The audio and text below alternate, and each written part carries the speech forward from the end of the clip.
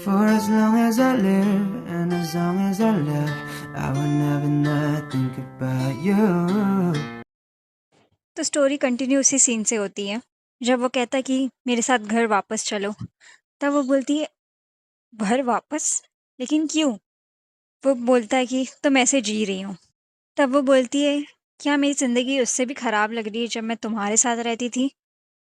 और तब विक्टर बोलता है, तुम यहाँ की ज़िंदगी को क्या उससे कंपेयर कर सकती हो कि जो तुम मेरे साथ में जीती थी? तब वो बोलती है कि मैं इससे भी बुरी सिचुएशन में थी और स्थिति में, जब मैं वहाँ पर थी, डम्फ्रेज़ एस्टेट में। तब विक्टर बोलता है चौंक कर, मगर तुमने तो कहा था कि तुम खुश हो वो टाइम पर।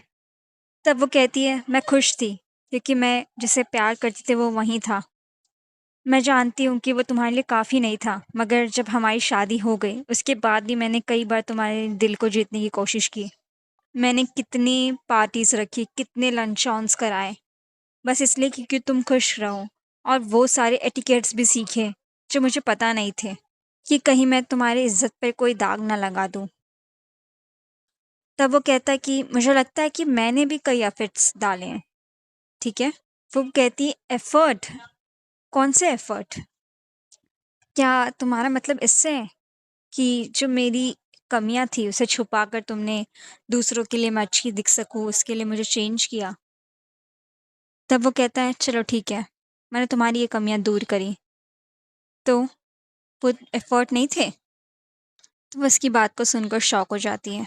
वो सोचती है कि मैं जानती थी कि मैं इसकी नज़रों में हमेशा एक डिफेक्टिव चीज़ रही हूँ, मगर इसके मुँह से वो सब सुनना पता नहीं क्यों मुझे ये अलग सी शांति दे रहा है। और वो उससे कहती है कि तुमने ये सब कुछ अपने लिए किया, ना कि मेरे लिए। वो लंच-ऑन, वो पार्टीज़, वो सारी मेरे लिए एक टॉर्चर थी। अजनबियों से मिलना मुझे कितना एंग्शियस करता था, और अब एंड्रे उन सब से मिलता है। तब विक्टर बोलता है, तुम्हें कुछ कहना चाहिए था, अगर तुम्हें कुछ प्रॉब्लम थी तो। तब वो कहती है, तुम्हें याद है तुमने मुझसे कहा क्या था? कि मैं बस तुमसे यही एक चीज़ चाहता हूँ, अगर तुम मुझे सक्सेस होते देखना चाहती हो, बस मेरे लिए ये कर दो। बस, और कुछ नहीं, मैं तुमसे कुछ और नहीं चाहता। तो मैं कैसे तुम्हें मना कर सकती थी? और तुम्हें पता चलता कि मैं एक ऐसी बीवी हूँ, जो अभी तो किसी काम की नहीं है, और ना ही वो कोई कोशिश करना चाहती है, तो तुम मुझसे नफ़रत करने लगती। और मैं जो तुमसे इतना ज़्यादा प्यार करती हूँ, वो कैसे सोच सकती थी कि वो ये सब कहे तुमसे? वो कहती है, अगर तुम्हारी इन्वेस्टिगेशन हो चुकी है तो तुम यहाँ से जा सकते हो। तुम्हारी वजह से मुझे अनकम्फ़र्टेबल फ़ील हो रहा है। और वो सोफ़े को वहीं उसी जगह पर रखने की कोशिश करने लगती है जहाँ पर वो था। वो अपनी पूरी कोशिश कर रही है, मगर वो बोलती कि ये हिल क्यों नहीं रहा है? तभी तो वो आसानी से हिल गया था। मुझे अभी इसे अपनी सही जगह पर रखना पड़ेगा। सब कुछ सही जगह पर होना ही चाहिए, नहीं तो मेरा और एक कुछ ख़त्म हो जाएगा। उस दिन से, जब से वो इन्वेस्टिगेशन हुई और मैंने अपनी कुछ यादें खो दी कुछ दिनों पहले की, ऐसा लगता है कि एक दरार सी पड़ गई है मेरी यादों में। तब से ऐसा कई बार हुआ कि मेरी जो यादें हैं वो कम होती गई कहीं-कहीं से, और फिर अचानक से वापस आ गई। ऐसा लगता है जैसे वो मुझे और एक बार अंधेरे में डुबाना चाहती हों, और दिन ऐसे बीतते चले गए जैसे कि कोई लाइट पास होती हो। जब मैं चीज़ें देखती थी वो वहाँ पर नहीं है, जहाँ पर मैंने आखिरी बार देखी थी। तब पता नहीं क्यों मुझे अजीब-सा लगता है, और डरावना भी। फिर वो सोचती है कि मुझे इसे अभी के अभी वहाँ पर रखना ही पड़ेगा। ऐसे जैसे कभी उसने इस चीज़ को छुआ भी नहीं था। और वो भागते-भागते विक्टर के पास आ गई है और उसके कोट को पकड़े खींचने लगती है, और विक्टर से कहती है, चेयर को वहीं पर रख दो जहाँ पर वो था, और क्लॉक भी, और उसके पार्ट्स भी। मेरी जो अ, रोज़ की ज़िंदगी है उसके साथ खेल खेलना बंद करो, और जो तुम चीज़ें सही करना चाहते हो, प्लीज़ कुछ और सही मत करो। मैं तुम्हें मार डालूँगी अगर कभी तुम मुझे वापस दिखे मेरे नज़रों के सामने। और वो वहीं बेहोश हो जाती है। थोड़ी देर बाद उसे होश आता है, और वो सोचती है कि मेरा जो सर है वो दर्द दे रहा है। वो सारी बातें उसे याद आती हैं जब उसने कहा कि मेरे नज़रों के सामने कभी वापस मत आना। मैं तुम्हें मार दूंगी अगर कभी तुम आए मेरे सामने। और वो सोचने लगती मैं करूँ क्या। मैं वापस से बेहोश हो गई थी कल, और ऊपर से विक्टर डम्फ्लेट को ये कहना कि मैं उसका मर्डर कर दूंगी। और फिर वो सोचने लगती क्या विक्टर चला गया। तुरंत उसकी नज़र जाती है, वो बोलती कि मेरा जो सीक्रेट तिजोरी थी वो किसने खोली। और वो भागकर वहाँ देखने लगती है और सोचती है कि जब तुमने मुझे जाने दिया, मुझे लगा कि तुम में अब भी कुछ भावनाएं मेरे लिए बची हुई होंगी, एक ऐसे इंसान के साथ जिसके साथ तुम 2 साल तक रहे। मगर ये सब मेरा भ्रम था। तुम सब कुछ ले गए। तुमने एक सिंगल पीस भी नहीं छोड़ा, ना ही ना केवल क्लॉक, ना ट्राम की डिज़ाइन, और ना ही जो बाईप्लेन डिज़ाइन रखा था मैंने। तुमने बस मुझे डराया ताकि तुम एविडेंस पा सको। और अभी भी जिसमें फीलिंग्स बची हुई हैं वो वापस से मैं ही क्यों हूँ। वो सोचती है मुझे पहले विक्टर से मिलने जाना पड़ेगा। वो मुझसे ब्लूप्रिंट मांग रहा था। वो इतना पत्थर दिल तो है ही कि वो बिना किसी हिचकिचाहट के मुझे जेल में डाल देगा। मगर मुझे वो सारी बातें वापस लानी पड़ेगी। लेकिन अगर मैं जेल में चली गई तो आइज़ैक, मुझे पहले आइज़ैक से मिलना होगा। और हम देखते कि सभी तीनों के तीनों किसी चीज़ को देख रहे हैं, और वही सारी टेक्नोलॉजी और चीज़ें, रिसर्च पूरा। और वो लोग बात कर रहे हैं, तुम क्या कह रहे हो कि मैडम ने ये सब कुछ बनाया है, बाईप्लेन का ब्लूप्रिंट। तब विक्टर कहता है हाँ।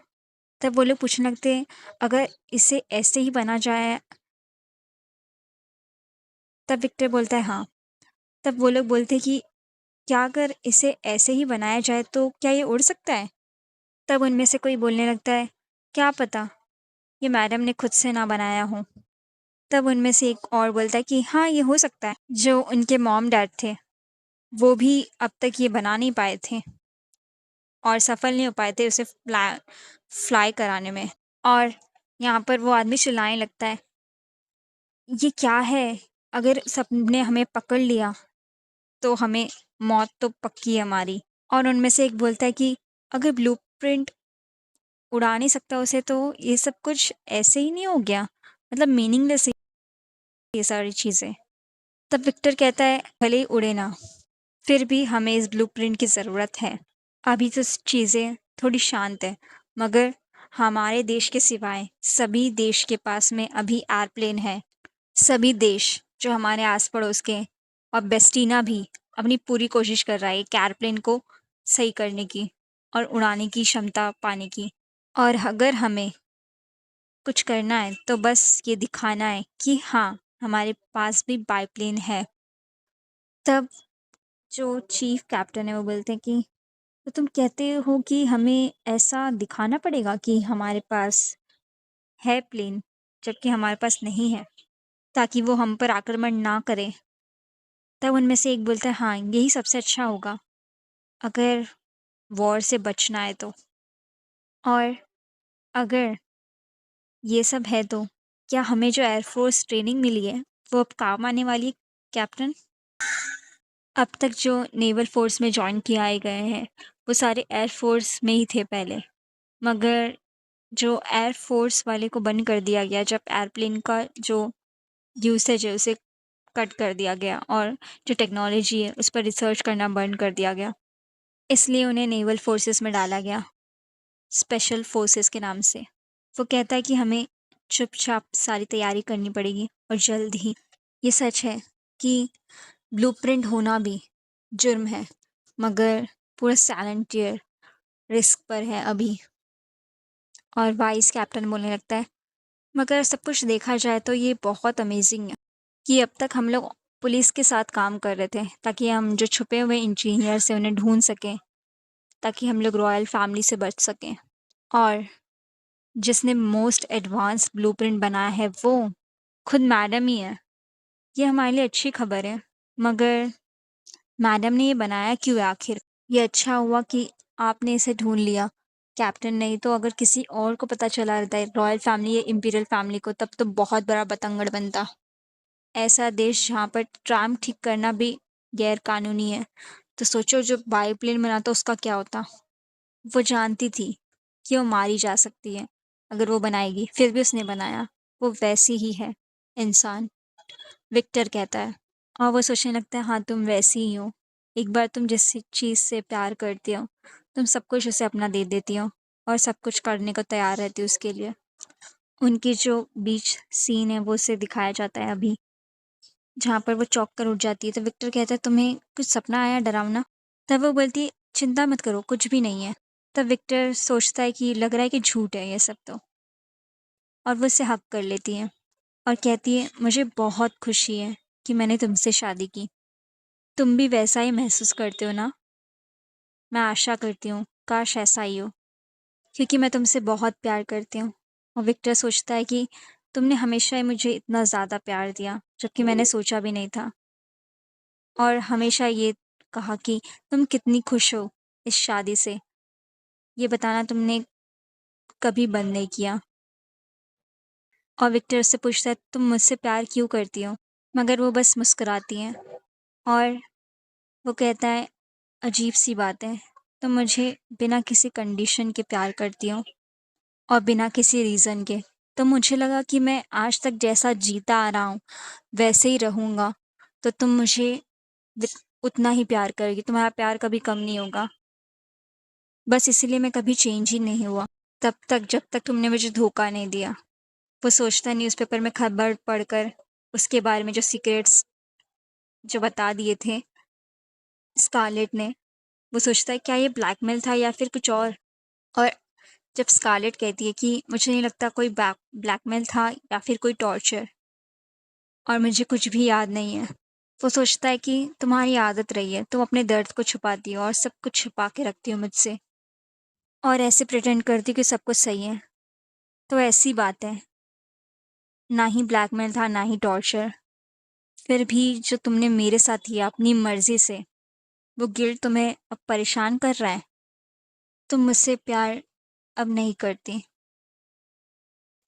उस पल में मैंने सोचा कि हमारी दोनों की मौत साथ हो कहीं इस जगह पर। तुमने मुझे वो प्यार दिया जिससे कि मैंने कभी एक्सपेक्टेशन ही नहीं की थी, इतना ज़्यादा। और जब तुम वो सब कुछ पीछे छोड़ के आगे बढ़ गई हो, तो मैं सबका क्या करूँ? ये जो खाली जगह बच गई है, मुझे क्या करना चाहिए? सीन शिफ्ट होता है जहाँ पर शोज़ का भाई है स्कारलेट का, वो काम पे आया है फेरी सर्विस देने। वो उससे मिलने आई है, वो आज भी इसके लिए ब्रेड लेकर आई है। वो सोचती है कि इस तालाब के उस पार जो नेवी में रहते वो लोग रहते हैं। अगर मैं फेरी लूँ और तुम्हें ढूंढने जाऊँ, मैं सोचती हूँ कि तुम किस तरह का एक्सप्रेशन दोगे मुझे। वो विक्टर के बारे में सोचने लग जाती है वहाँ पर खड़ के। अब वो लोग ब्रेड खाने बैठ गए हैं। वो शॉक हो गई है अपने भाई को देखकर, उसके हाथ छिल गए हैं। वो पूछती है कि तुम्हारे हाथ इतने रफ क्यों हैं? तब वो बोलता है कि मुझे अभी चोट लग गई। तब स्कारलेट बोलती है कि हाँ दर्द दिया होगा तुम्हें बहुत ज़्यादा। तब वो बोलता है स्कारलेट खुद तुम्हारी उंगलियों पर वो है दर्द। तब उसे याद आता है अरे हाँ मेरे हाथ पर भी है। तब उसका भाई बोलता है ये जो सब कुछ है ये प्रूफ है इस बात का कि कितनी कड़ी मेहनत करते हैं हम, ये गर्व की बात है। तभी स्कारलेट मुस्कुराने लगती है। वो बोलती है तुम सही कह रहे हो, मगर सोचने लगती है मगर आज इसी कड़ी मेहनत की वजह से मुझे मौत की सज़ा मिलने की बात आ रही है। कितना अजीब है ना ये सब कुछ। उसका भाई कहता है तुम सही समय पर आई हो, मैं तुम्हारे लिए गिफ्ट लाया हूँ, और वो उसे गिफ्ट में ये दे रहा है। वो बोलती है बहुत सुंदर है। तब उसका भाई बोलता है कि मैं अपने पहले पेचेक से तुम्हें कुछ देना चाहता था, और वो बोलती है इसकी कोई ज़रूरत नहीं थी, बहुत सुंदर है लेकिन ये। तब वो बोलता है शुक्रिया, मैंने खुद अपने हाथों को यूज़ करके इसे देखा है कि ये सही है कि नहीं तुम्हारे लिए। तुम्हें पसंद आया? कितना सुंदर है ये और कितना कीमती भी। अगर वो सब कुछ नहीं हुआ होता तो मैं इससे भी ज़्यादा खुश होती जब मैं इसे लेती। वो उसे ट्राई करने लगती है। तभी उसका भाई पूछता है स्कारलेट कुछ गलत है ना, सच कहो। तब वो बोलती है, नहीं, क्यों? तब वो बोलता है कि भले मैं तुम्हारा चेहरा ना देख पाऊँ, मगर तुम्हारी आवाज़ से मैं पहचान लेता हूँ। अगर मैं कुछ कर सकता हूँ तो? तब वो बोलती है, शुक्रिया। ये बहुत ही मेरे लिए हिम्मत देने वाला था तुम्हारा ये कहना। मगर सच में कुछ नहीं है, कुछ भी नहीं। और वो सोचने लगती है, अपनी ज़िंदगी पूरा किसी के नाम कर देना जिससे तुम प्यार करते हो। ऐसी ज़िंदगी हमारे पेरेंट्स ने हमें सिखाई है। शायद ये ऐसा प्यार है जिसकी किसी को ज़रूरत ही नहीं है, और वो लोग फेरी पे निकल जाते हैं। और उसका भाई पूछता है, तुमने कहा कि तुम्हें यहाँ पर कुछ काम है? तब वो बोलती है, हाँ, सही कहा। अब मैं चलती हूँ, मुझे यहाँ लाने के लिए शुक्रिया। जब वो जाने लगती है तब उसके भाई की आंखों में कुछ होने लगता है। वो नीचे गिरने लगता है, और एक आदमी चिल्लाता हुआ बोलता है कि क्या तुम्हारी आंखें वापस दर्द दे रही है? क्या मैं किसी को बुलाऊं, डॉक्टर को? तब वो बोलता है, नहीं, मैं इतना सह सकता हूँ। वो बोलता है, आदमी, मगर तुम सही नहीं लग रहे मुझे। और वो उससे पूछता है, तुमने पिछली बार जब मेरी आंखों को देखा था तब तुम देखकर डर गए थे ना? तब वो बोलता है, वैसे मैं कहना तो नहीं चाहता मगर वो बहुत डरावना था मेरे लिए। और वो आदमी कहने लगता है कि आपके चेहरे की वजह से हमारा बिज़नेस बहुत बढ़ गया है, और इसलिए आपका चेहरा बहुत कीमती है हमारे लिए। आप ऐसे बीमार नहीं हो सकते। तब वो सोचता है कि ये ज़रूर किसी दवाई का असर हो रहा है। ये उसी की बात शुरू हुआ है जब मैंने लगाया था। और यहाँ स्कारलेट आगे बढ़ते हुए सोच रही है, मुझे मौत की सज़ा मिलेगी और मुझे बार-बार ट्रायल के लिए बुलाया जाएगा। एक बार ट्रायल शुरू हो गया तो मौत की सज़ा पक्की है। और दोनों ही भाई-बहन एक-दूसरे के बारे में सोच रहे हैं कि अगर सामने वाले को पता चल गया, तो उसका दिल टूट जाएगा। इसलिए मैं कुछ नहीं कहूँगी। मैं जिससे प्यार करती हूँ, मेरे भाई से या मेरी बहन से, दोनों का यही थॉट है। मैं उसके लिए कुछ भी कर सकती हूँ, इसके लिए मुझे ये सब कुछ छुपाना पड़ेगा। और वो आ गई है वापस से डम्फ्लेट विक्टर के पास। तब विक्टर कहता है, मैंने एक्सपेक्ट नहीं किया था तुम खुद आ जाओगी मेरे सामने। क्या तुम मुझे यहाँ पर मारने आई हो? तब वो कहती है, तुम इस वक्त पे अच्छा जोक कर रहे हो। अगर कोई मरेगा तो वो मैं मरूंगी, क्योंकि तुमने मेरे ब्लूप्रिंट्स ले लिए हैं। तो तुम क्या करने वाले हो? तुम मुझे जेल में भेजने वाले हो क्योंकि मैंने पाइपलाइन का ब्लूप्रिंट बनाया है? तब वो बोलता है, अभी नहीं, अभी मुझे कुछ चीज़ें इन्वेस्टिगेट करना बाकी है। अभी भी कुछ पार्ट हैं जो मुझे थोड़े तहकीकात के नज़रिए से लग रहे हैं, सस्पिशियस हैं। जब हम साथ में थे तब तभी तो तुमने कभी कोई घड़ी नहीं बनाई, और अब ब्लूप्रिंट? तो तुम कैसे घड़ी की शॉप खोल सकती हो, ट्राम ठीक कर सकती हो, और इतना अच्छा बायोप्लेन का ब्लूप्रिंट भी बना सकती हो? वो कहती है कि मुझे लगा तुम मानोगे नहीं, इसलिए मैंने कभी बताया नहीं। मगर अब जब सब राज खुल ही चुका है तो मैं तुमसे कहना चाहूँगी कि एक दिन मुझे अचानक से सब कुछ याद आ गया, जो मेरे मॉम डैड ब्लूप्रिंट बनाते थे। तब वो बोलता है, ये सब बेकार की बातें। वो तो तब मर गई जब तुम 12 साल की थी। मगर वो कहती है, वही बातें। फिर भी मैं जब छोटी थी वो सब यादें मुझे वापस आ रही हैं। तब वो बोलता है, तुम्हें 10 साल पुरानी बातें याद आ रही है, तुम ये कह रही हो? तब वो सोचने लगती है, हाँ, ना केवल वो टेक्नीक, वो ब्लूप्रिंट, बल्कि वो तेल की खुशबू और वो खुशियाँ, वो सारी मैं आज महसूस कर सकती हूँ। और विक्टर से वो कहती है, हाँ, मुझे वहाँ से याद आई। लगता है मेरी मेमोरी बहुत शार्प है। तब विक्टर बोलता है, वैसे मैं मानना तो नहीं चाहता, मगर ठीक है। और जो स्कारलेट है वो पूछती है कि तुमने कहा कि तुम इन्वेस्टिगेट कर रहे हो? तब वो बोलता है, हाँ, तुम आज के लिए घर जाओ, मैं बाद में बात करता हूँ। वो वहीं खड़ी रहती है लेकिन। तो विक्टर पूछता है, तुम जा क्यों नहीं रही हो? तब वो कहती है, मुझे ये सब अजीब लग रहा है। तुम ऐसे कर रहे थे बर्ताव जैसे कि तुम मुझे अरेस्ट कर लोगे और एविडेंस के तौर पर इसे लेकर आ गए थे, और मैं मुझे कह रहे हो कि मैं घर जाऊं। तब वो बोलता है विक्टर की, तो तुम्हें घर जाने में तकलीफ़ हो रही है तो चलो मेरे घर ही चलो। वो कहती है, तुम कह क्या रहे हो? तुम वापस से जोक कर रहे हो क्या? तब विक्टर कहता है, मैं जोक नहीं कर रहा हूँ। और पहले भी उस टाइम पर तुम मुझे क्यों कह रहे थे कि मैं घर आ जाऊँ वापस? क्या तुम्हें डिवोर्स इतना बेकार लगा? तुम्हें शर्मिंदगी महसूस हुई? या फिर तुम इतने आलस से भरे हो कि तुम एक दूसरी औरत नहीं ढूँढ पा रहे हो? तब विक्टर कहता है कि क्योंकि मैं तुमसे प्यार करता हूँ।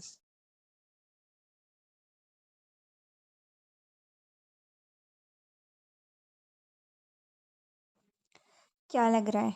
विक्टर सही बोल रहा है? मुझे तो उसके अंदर कोई इमोशंस दिखाई नहीं दे रहे। अब ये सच है या झूठ, वो तो आगे ही पता चलेगा, या फिर ये कोई बहाना है जिससे वो स्कारलेट को बांध के रखना चाहता है।